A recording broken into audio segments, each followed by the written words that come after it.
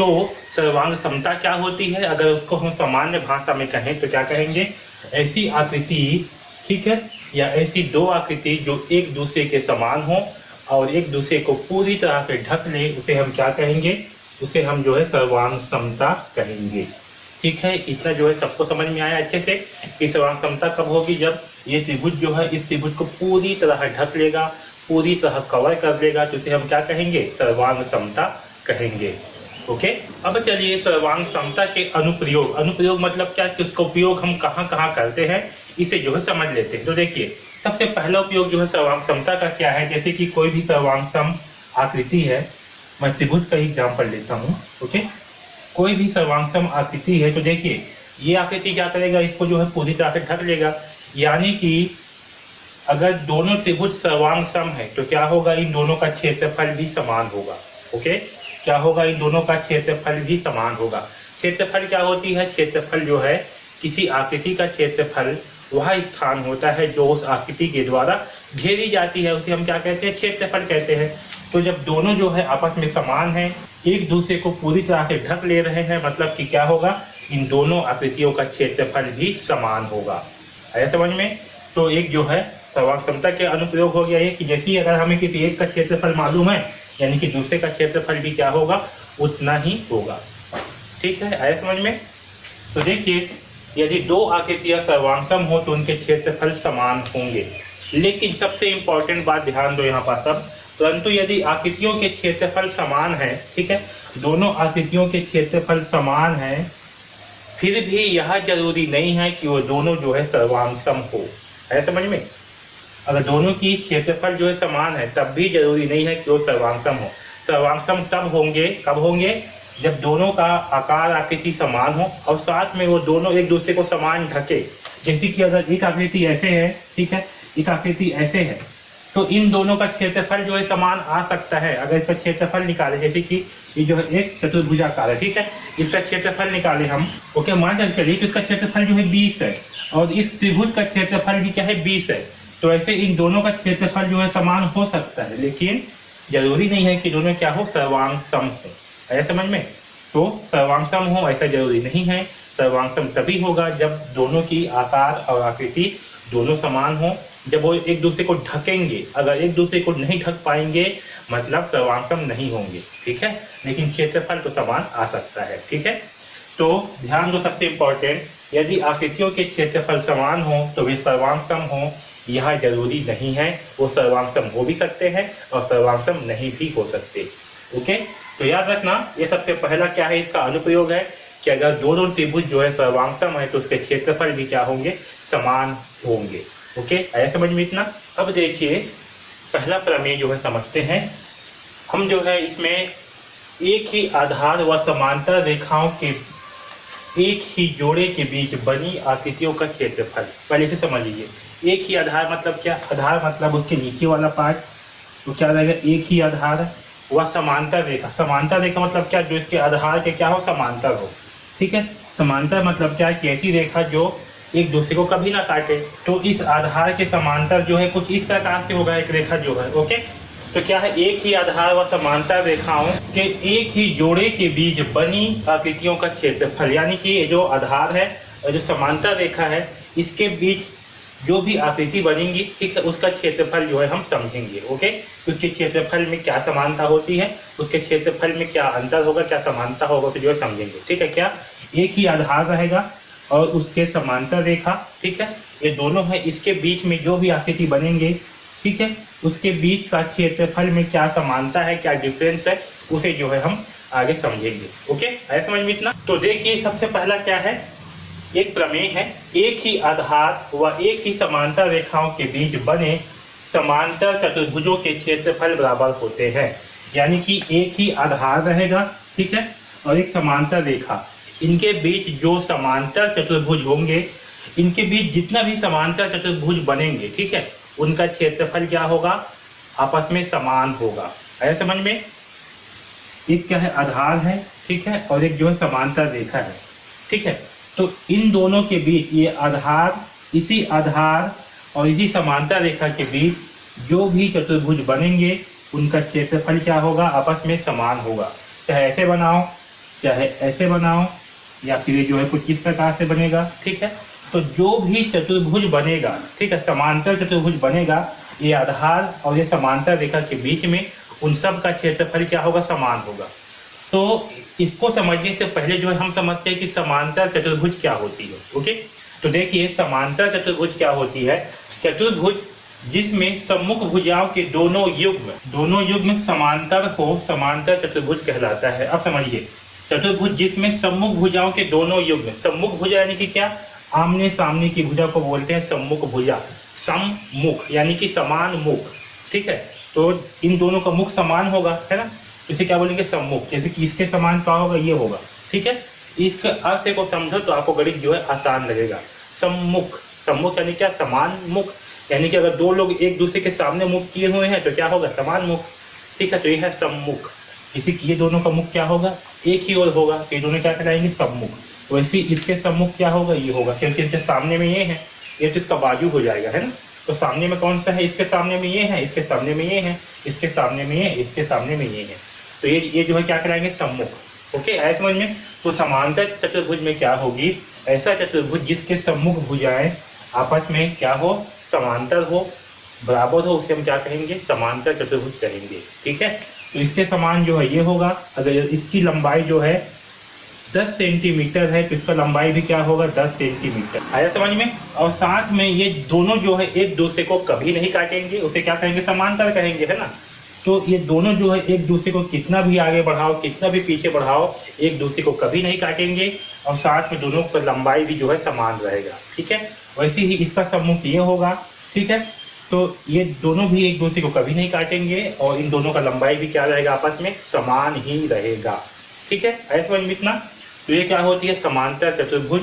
ऐसा चतुर्भुज जिसके सम्मुख भुजाएं समांतर हो, समान लंबाई की हो, उसे हम क्या कहेंगे, समांतर चतुर्भुज कहेंगे, ठीक है। ऐसे समझ में इसे हम क्या कहेंगे, समांतर चतुर्भुज कहेंगे, ठीक है। तो दोनों क्या होंगे, समांतर होंगे। ऐसे समझ में, समांतर यानी कि एक दूसरे को कभी नहीं काटेंगे, ठीक है, ये सबसे इंपॉर्टेंट है। तो समांतर चतुर्भुज में क्या होंगे, जिसके सम्मुख भुजाएं एक दूसरे को कभी नहीं काटेंगे, उसे हम क्या कहेंगे, समांतर चतुर्भुज कहेंगे। ओके, तो समांतर चतुर्भुज जो है सबको समझ में आ गया। अब इस प्रमेय को जो है समझते हैं। तो देखिए इस प्रमेय में क्या बोला गया है, इस प्रमेय में बोला गया है कि एक ही आधार यानी कि आधार जो है उसका सेम रहेगा और एक समांतर रेखा है, ठीक है। आधार क्या रहेगा, सेम रहेगा, एक समांतर रेखा है, इसके बीच में जो भी समांतर चतुर्भुज बनेगा, समांतर चतुर्भुज का मतलब क्या समझ रहे हो, कि जिसके आमने सामने की भुजा बराबर होगा। ये दोनों तो बराबर होंगी ही, क्योंकि ये क्या है, एक समांतर रेखा है और ये क्या है, आधार है, तो दोनों तो समान होंगे ही। अब समझो कि बराबर क्यों होंगे। तो देखिए जैसे कि ये जो है एक निश्चित एंगल से क्या है, यहाँ पर ऐसे मुड़ा हुआ है, ठीक है।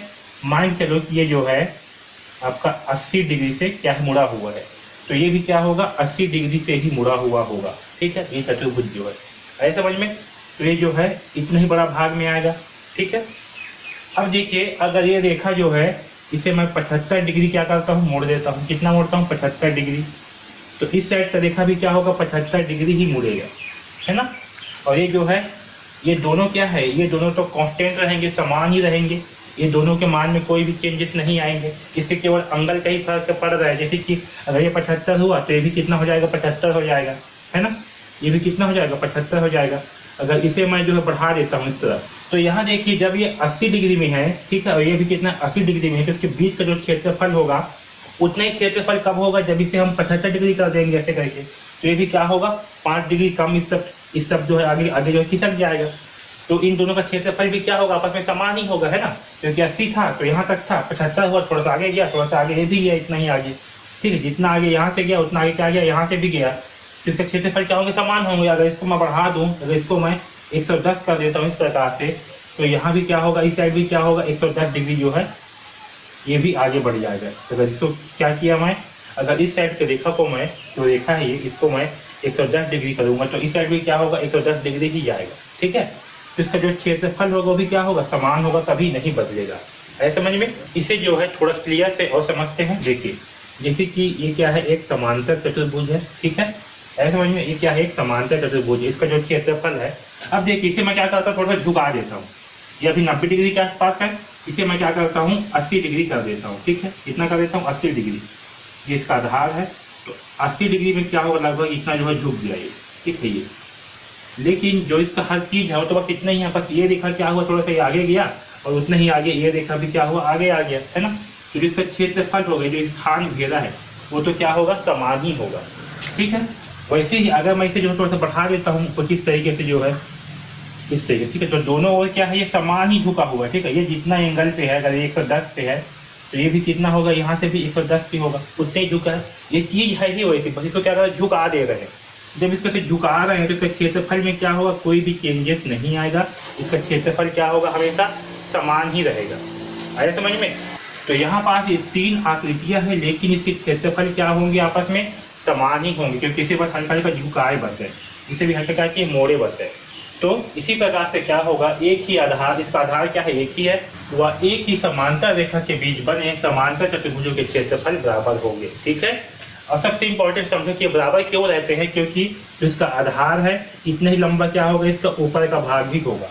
ठीक है, इतना ही लंबा, जितना लंबा इसका आधार है उतना ही लंबा क्या होगा, इसके ऊपर का भाग भी होगा, और जितना लंबा ये वाला पार्ट है उतना ही लंबा ये वाला पार्ट भी होगा।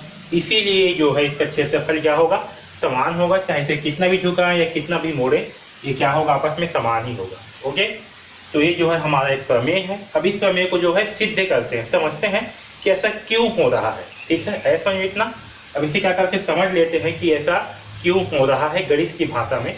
ओके, जो प्रमेय है, तो आपको जो है ये प्रमेय का ये जो मेन चीज है, जो थ्योरी वाला पार्ट है, ये आपको याद होना चाहिए। इसे कैसे सिद्ध करना है, ये नहीं भी बनेगा तब भी चलेगा, ये केवल समझने के लिए है आपके। ठीक है, ये जो है जनरली आपके एग्जाम में जो है नहीं पूछा जाता, लेकिन आपको समझ में आना चाहिए कि ऐसा क्यों होता है, इसीलिए जो है इसे सिद्ध कर रहे हैं। ठीक है, बाकी आपको ये प्रमेय जो है याद होना चाहिए, एक ही आधार और समांतर रेखा के बीच जो भी समांतर चतुर्भुज बने वो आपस में समान होंगे। तो चलिए इसे जो है सिद्ध करते हैं। अब देखिए यहाँ पास जो चित्र बना हुआ है, इसमें 2 चतुर्भुज है, 2 समांतर चतुर्भुज है। पहला क्या है, ABRS और दूसरा है PQRS। दूसरा क्या है, PQRS। ठीक है, समझ में। इसमें जो है 2 समांतर चतुर्भुज है, पहला है ABRS, दूसरा है PQRS। तो हमें जो है सिद्ध करना है कि इन दोनों का क्षेत्रफल क्या होगा, आपस में समान होगा। ओके, तो देखिए यहाँ पास जो है हम मान करके चलते हैं, क्या मानते हैं, माना कि आधार क्या है, R और S क्या है, आधार है, माना SR आधार, वह समांतर रेखा क्या है, AQ। ठीक है, माना SR आधार और समांतर रेखा क्या है, AQ है। ओके, इनके बीच 2 समांतर चतुर्भुज कौन कौन से हैं, ABRS। ठीक है, ABRS व PQRS। यहाँ तक सबको समझ में आया। अब देखिए आगे, अब देखिए इसमें जो है आपके जो APQ त्रिभुज है, ये क्या है, एक त्रिभुज दिख रहा है आपको APQ, और दूसरा त्रिभुज है BQR। ठीक है, ये दोनों क्या है, त्रिभुज है। ओके, APS और BQR, ये दोनों क्या है, त्रिभुज है। और इस त्रिभुज में क्या है, तो इस त्रिभुज में ये जो AS है, ठीक है, क्या है, AS, इसके समांतर क्या होगा आपका, ये BR होगा, क्योंकि क्या है, ये दोनों जो है एक समांतर चतुर्भुज है। ओके, और समांतर चतुर्भुज में क्या होती है, सम्मुख भुजाएं समांतर होती है। तो इसमें क्या होगा आपका, तो इन दोनों त्रिभुजों में क्या होगा, आपके जो AS है और BR, ये दोनों क्या होंगे, समांतर होंगे, है ना, ये दोनों क्या होंगे, समांतर होंगे। अब देखो ये जो है इस प्रकार से क्या है, समांतर है। ठीक है, अब इसमें क्या है, आपका जो AQ है, ये रेखा क्या कर रही है, एक तिर्यक रेखा खींच रहा है। ठीक है, इतना सबको समझ में आया अच्छे से, क्लियर। ये क्या है, AS और ये BR, ये AS ये BR, इस पे जो आपका ये AQ रेखा है, ये वाला, ये क्या होगा, एक तिर्यक रेखा की तरह होगा। ठीक है, ये इस तरह से, अगर इसे मैं ऐसे घुमा दूं, ऐसे घुमा दूं, इस तरह से घुमा दूं, तो ये लगभग कुछ इस प्रकार से बनेगा। ये आपका होगा AQ, ये होगा आपका AS और ये होगा BR। ठीक है, और यहाँ से जो है एक होगा तिर्यक रेखा, कौन सा, AQ। ठीक है, ये क्या होगा आपका, तिर्यक रेखा होगा। ये इसको मैं क्या किया हूँ, बस ऐसे घुमा दिया हूँ।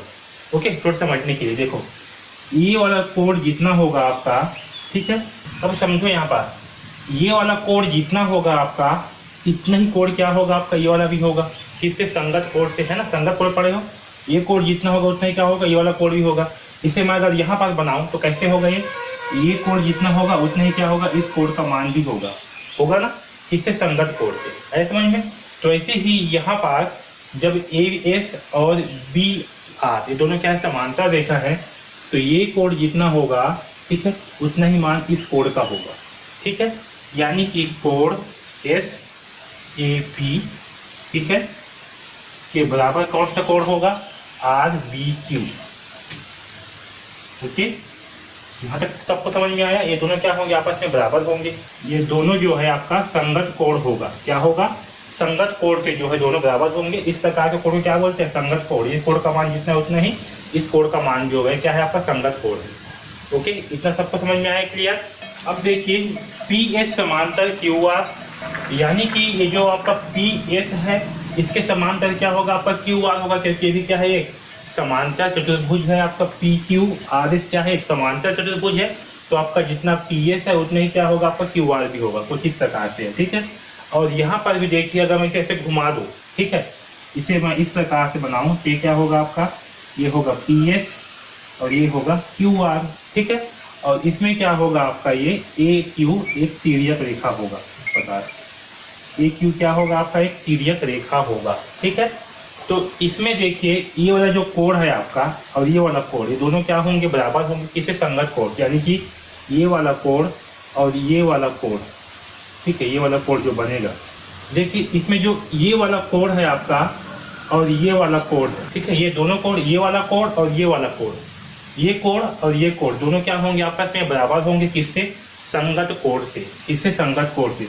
अगर इसको मैं यहाँ पास बनाऊं तो इसमें क्या होगा, ये आपका ये ऊपर वाला कोण और ये वाला कोण, ये दोनों कोण क्या होंगे, आपस में बराबर होंगे, किससे, संगत कोण से।